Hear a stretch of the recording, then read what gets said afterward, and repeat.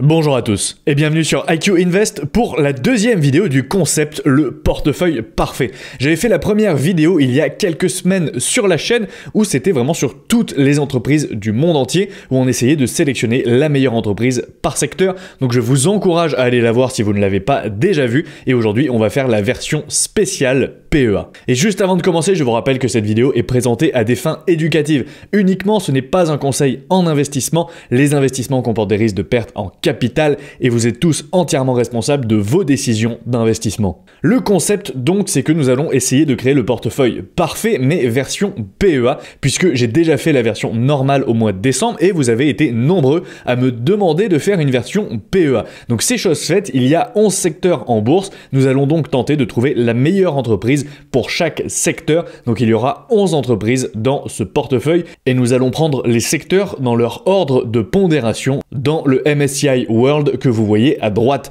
Donc ça ne sera forcément pas exhaustif puisque certains secteurs ont beaucoup d'entreprises de qualité. Donc pour certains, il est assez compliqué de sélectionner la meilleure entreprise. Et à titre personnel, je pense également qu'il n'est pas nécessaire d'avoir des entreprises dans tous les secteurs au sein de son portefeuille. Vous pouvez tout à fait en oublier quelques-uns comme les utilitaires ou encore l'immobilier qui ont très peu d'entreprises de qualité. Donc c'est ici avant tout un exercice qui pourrait vous donner des pistes intéressantes pour analyser pourquoi pas des nouvelles entreprises que je vais vous présenter ici. Premier secteur donc la technologie et sans surprise ici on attaque par ASML, donc ticker ASML, elle est cotée à Amsterdam, une capitalisation de 254 milliards d'euros aux Pays-Bas donc avec une note quantitative de 14 sur 20, une croissance des free cash flow sur les 10 dernières années de 25,8% par an, un ROIC sur les 10 dernières années de 19,5% et un avantage compétitif qui est large. Donc ASML c'est une entreprise des semi-conducteurs qui fabrique des machines de lithographie capables d'imprimer donc des patterns à 2 nanomètres. C'est une entreprise incontournable du secteur des semi-conducteurs qui d'ailleurs s'est fait un petit peu massacrer avec l'annonce de l'IA chinoise DeepSeek. À l'heure où j'enregistre, on est le mardi, donc c'était hier. Elle a pris moins 7%, donc je pense qu'elle commence à atteindre des niveaux de valorisation assez intéressants. Donc ASML, personnellement, c'est une entreprise que j'ai en portefeuille. Ensuite, on attaque sur le secteur de la finance avec Deutsche Börse, ticker DB1, elle est cotée à Xetra, donc à la bourse de Francfort, une capitalisation de 44 milliards d'euros, elle est donc en Allemagne, elle a une note quantitative de 12,5 sur 20, une croissance des EPS sur les 10 dernières années de 11,7%. J'ai pris les EPS ici quand les free cash flow ne sont pas disponibles. Pourquoi? Parce que souvent il y a des entreprises qui n'ont pas de free cash flow, c'est le cas pour Deutsche Börse parce qu'elle a fait notamment beaucoup d'acquisitions. Bref, elle a un ROCE sur les 10 dernières années de 9,43% et un avantage compétitif qui est large. Donc Deutsche Börse, c'est tout simplement la bourse allemande. C'est l'équivalent d'Euronext, mais en Allemagne. C'est une entreprise qui a un avantage compétitif énorme, qui possède la plus grande place boursière en Europe et qui n'est pas prête de se faire détrôner. Côté industrie, j'ai choisi Lifco AB qui a pour ticker Lifco-B. Elle est cotée à Stockholm. C'est une entreprise avec une capitalisation de 12 milliards d'euros. Elle est donc en Suède avec une note quantitative de 15 sur 20, une croissance des free cash flow sur les 10 dernières années de 24,1% par an, un ROIC de 11,07 et un avantage compétitif large. Donc Lifco, c'est un conglomérat suédois qui achète des entreprises du secteur du private equity, donc des entreprises non cotées, souvent petites ou moyennes dans les secteurs de l'industrie. Donc c'est une entreprise extrêmement intéressante que j'ai analysée sur la chaîne si elle vous intéresse. D'ailleurs, comme les deux précédentes, j'ai déjà fait les analyses de ASML bien évidemment et de Deutsche Börse. Ensuite, côté santé, ici sans surprise, on retrouve Novo Nordisk qui a pour ticker Novo-B. Elle est cotée à Copenhague. Elle a une capitalisation de 280 milliards d'euros. Elle est donc au Danemark. Elle a une note quantitative de 17,5 sur 20, une croissance des free cash flow sur les 10 dernières années de 11,4%, un ROIC de 44,46% et un avantage compétitif large. Donc Novo Nordisk, c'est une entreprise que je suivais, que je n'ai pas en portefeuille et que j'ai retiré de ma watchlist pour plein de raisons, mais notamment parce que le secteur pharmaceutique ne m'intéresse pas forcément. Cependant, ça reste une entreprise de très bonne qualité, je pense qu'on ne la présente plus. C'est une entreprise qui a commercialisé notamment les traitements anti-obésité Wegovy et Ozempic qui ont fait beaucoup parler d'eux. Donc c'est une entreprise avec beaucoup de croissance mais qui a subi récemment une forte chute en bourse. Donc potentiellement un moment intéressant pour se positionner dessus ou en tout cas comprendre et analyser la société. Consommation discrétionnaire, on retrouve notre fleuron national puisqu'on retrouve Hermès qui a pour ticker RMS et qui est coté à Paris. Donc c'était déjà l'entreprise que j'ai sélectionnée dans le portefeuille du monde entier, le portefeuille parfait version monde. Donc forcément, elle se retrouve de nouveau ici avec une capitalisation de 279 milliards d'euros. Elle est donc en France, elle a une note quantitative de 18 sur 20, une croissance des free cash flow sur les 10 dernières années de 21,5%, un ROIC de 39,41% et un avantage compétitif large. Hermès, je n'ai pas besoin de vous la présenter et j'aurais pu tout à fait choisir LVMH aussi sur ce segment de la consommation discrétionnaire, mais j'ai préféré Hermès. Pourquoi? Parce qu'elle a des chiffres qui sont bien meilleurs qu'LVMH malgré une moins bonne diversification puisque LVMH est un conglomérat.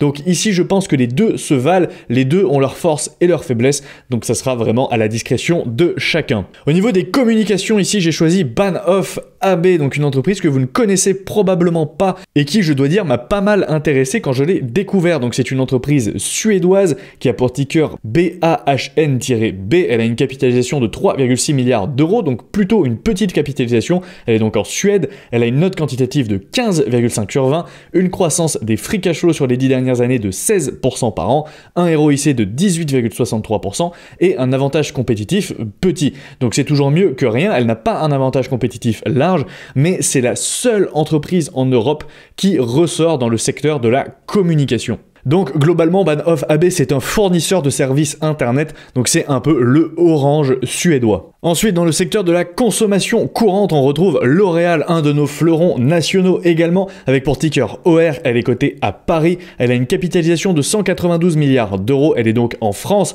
elle a une note quantitative de 13,5 sur 20, une croissance des free cash flow sur les 10 dernières années de 9,9%, un ROIC de 12,52% et un avantage compétitif qui est large. Donc L'Oréal, c'est une entreprise que j'avais en portefeuille, mais que j'ai décidé de revendre pour plusieurs raisons, dont je parle dans ma vidéo de suivi de portefeuille du mois de novembre, si ça vous intéresse. Au niveau de l'énergie, ici, on retrouve encore une française, puisqu'on retrouve GTT, qui a pour ticker GTT et qui est coté à la bourse de Paris. Donc GTT, c'est Gaz, Transport et Technigaz. Elle a une capitalisation de 5,4 milliards d'euros. Elle est donc en France, elle a une note quantitative de 13 sur 20, une croissance des free cash flow sur les 10 dernières années de 4,6%, un ROIC de 102,86% et un avantage compétitif qui est faible. Mais GTT, c'est une entreprise qui commercialise grosso modo des méthaniers, donc des transporteurs de gaz naturel, et GTT, c'est la seule entreprise qui ressort vraiment dans le secteur de l'énergie en Europe en termes de qualité, qui ressort avec des chiffres qui sont tout à fait honorables pour ce secteur.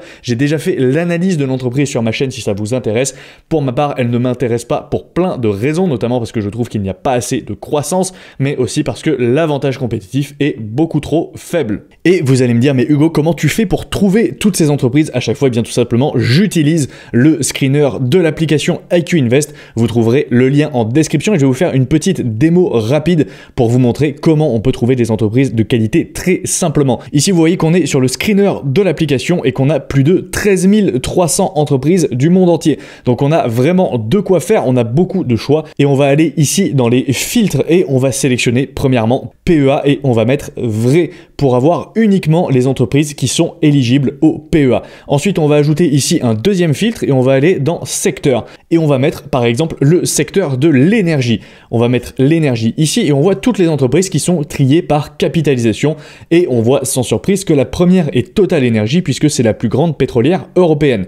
Maintenant, on va classer ici par note quantitative et on voit qu'on a ici des entreprises de qualité qui ressortent en premier et on a donc GTT, comme je vous l'ai dit, qui ressort ici au niveau de sa note quantitative avec 13 sur 20, suivi de Aker à Oslo, donc une entreprise norvégienne, et ensuite Établissement Morel, une entreprise française que je ne connais pas personnellement. Donc vous voyez ici comment on peut filtrer très simplement toutes les entreprises sur l'application IQ Invest et vous avez énormément d'autres filtres à tester, notamment des filtres quantitatifs, mais aussi des filtres liés aux dividendes si ce sont des critères qui vous intéressent. Et ensuite, bien évidemment, en cliquant sur une entreprise, vous allez arriver sur le détail de l'entreprise, qui vous expliquera comment est calculée la note quantitative de 13 sur 20, ici en l'occurrence pour GTT, mais vous avez plein d'autres onglets avec globalement toutes les informations qui sont disponibles sur l'entreprise. et vous pouvez surtout calculer le prix juste de l'entreprise et calculer à quel prix est-ce qu'il faudrait que vous l'achetiez pour être rentable et surtout quelles sont les prévisions de rendement sur l'entreprise. Donc vous avez de quoi faire, n'hésitez pas à aller tester l'application, vous avez le lien en description. Au niveau des matériaux, ensuite on retrouve ici une entreprise italienne puisqu'on retrouve Sol qui est cotée à Milan. Elle a une capitalisation de 3,4 milliards d'euros, elle est donc en Italie, elle a une note quantitative de 12,5 sur 20, une croissance des free cash flow sur les 10 dernières années de 30,2%, un ROIC de 6,53% et un avantage compétitif qui est faible. Donc globalement, Sol c'est un petit peu un Air Liquide italien puisqu'ils sont spécialisés dans la commercialisation de gaz à usage médicaux, industriels, etc. Mais contrairement à Air Liquide, elle a des chiffres qui sont bien meilleurs puisqu'elle a une note quantitative supérieure et elle a surtout une croissance qui est supérieure. C'est pour ça que j'ai décidé de la mettre ici à la place d'une entreprise comme Air Liquide et surtout elles sont toutes les deux notées avec un avantage compétitif narrow, donc faible. Donc je vous invite à vous renseigner sur cette société si vous ne la connaissiez pas. C'est potentiellement un investissement intéressant. Ensuite au niveau des utilitaires, ici sans surprise on retrouve Énergie Contor. C'est l'entreprise que j'avais déjà sélectionnée dans ma vidéo le portefeuille parfait mondial. Avec pour ticker EKT, elle est cotée à Xetra, elle a une capitalisation de 611 millions d'euros, donc une small cap, elle est en Allemagne, elle a une note quantitative de 12,5 sur 20, une croissance des EPS sur les 10 dernières années de 11,7%, un ROIC de 10,6% et un avantage compétitif faible. Donc c'est la seule entreprise qui ressort et pour le coup ici mondialement dans le secteur des utilitaires. Donc c'est une entreprise que je n'ai pas analysée mais qui peut être intéressante à creuser. Et ensuite on finit avec l'immobilier, toujours avec la même entreprise que j'ai sélectionnée également dans le portefeuille parfait mondial, puisqu'on a ici une entreprise suédoise qui est AB Sagax, avec pour ticker Saga-B, elle est cotée à Stockholm, elle a une capitalisation de 7,3 milliards d'euros, elle est donc en Suède, elle a une note quantitative de 15 sur 20, une croissance des free cash flow sur les 10 dernières années de 22,9%, un ROIC de 4,74% et un avantage compétitif qui est faible. Donc AB Sagax, pareil, c'est à peu près la seule entreprise de l'immobilier qui ressort dans le screener de l'application IQ Invest. Donc je vous invite à vous renseigner dessus si c'est une entreprise qui vous intéresse. Maintenant, si on fait un point rapide sur les pays, donc on a 27% d'exposition à la France, 27% d'exposition à la Suède, 18% à l'Allemagne, 9% aux Pays-Bas, 9% au Danemark et 9% en Italie. Donc on voit qu'on a mine de rien un portefeuille qui parvient également à être plutôt bien diversifié de manière géographique en Europe. Et maintenant, pour conclure, donc les entreprises de qualité resteront toujours un excellent choix, quel que soit leur secteur d'activité. Pour le PEA, l'exercice est plus complexe, mais on trouve quand même de belles entreprises, notamment en France et en Suède, comme vous l'avez vu. Heureusement qu'on a la Suède parce qu'elle sauve la mise dans beaucoup de secteurs. S'il n'y avait pas eu la Suède dans le secteur des communications, par exemple, je ne vous dis pas la catastrophe. Personnellement, dans cette liste, j'ai ASML, Deutsche Börse et Hermès en portefeuille. Vous les connaissez. Et à part l'IFCO, dans cette liste, aucune autre entreprise ne m'intéresse particulièrement, mais j'espère que ça peut vous donner des idées d'analyse pour l'avenir. Et voilà, merci à tous, merci à ceux qui sont restés jusqu'à la fin. Dites-moi en commentaire si vous êtes d'accord avec moi ou pas sur le choix des entreprises par secteur et si vous auriez sélectionné d'autres entreprises pour certains secteurs. N'oubliez pas de laisser un pouce bleu sous la vidéo, abonnez-vous à la chaîne si ce n'est pas déjà fait, abonnez-vous à la chaîne également IQ Bitcoin si le sujet du Bitcoin vous intéresse, à la page Instagram @iq-invest.fr et au podcast Le CAF Rentable sur YouTube et sur les principales plateformes de podcast. Et sur ce, moi je vous dis à la prochaine pour une nouvelle vidéo.